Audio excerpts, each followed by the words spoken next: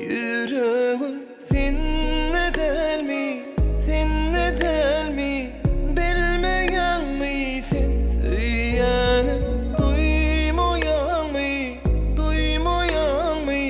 Söylemeyen misin? Yüreğim seninle delmi, seninle delmi, bilmeyen misin? Söylenim duymayan mı, duymayan mı? Söylemeyen misin? Mulayimce, mehirlice, aşığım gözlerine, aşığım sözlerine. Kolay gelsin, elin koysun, vah menin ellerime, aşığım gözlerime.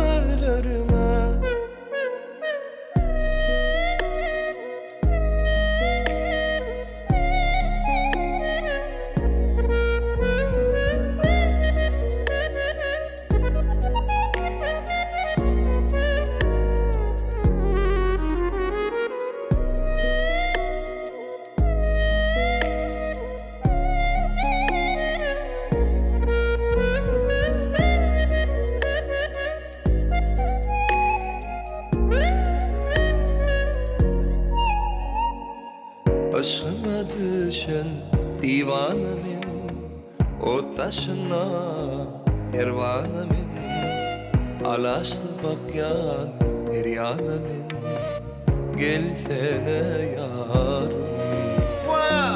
Söyünden erki elinde del, gözünde söyle dilinde del, gire yüreğimin içinde kal.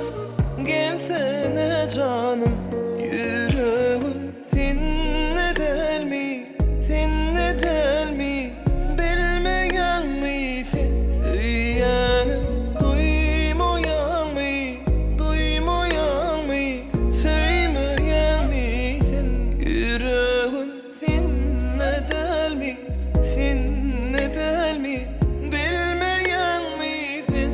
Söylenim duymayan mı, duymayan mı? Söylemeyen misin?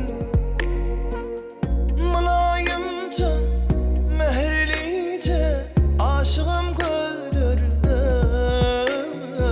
aşığım sözlerine.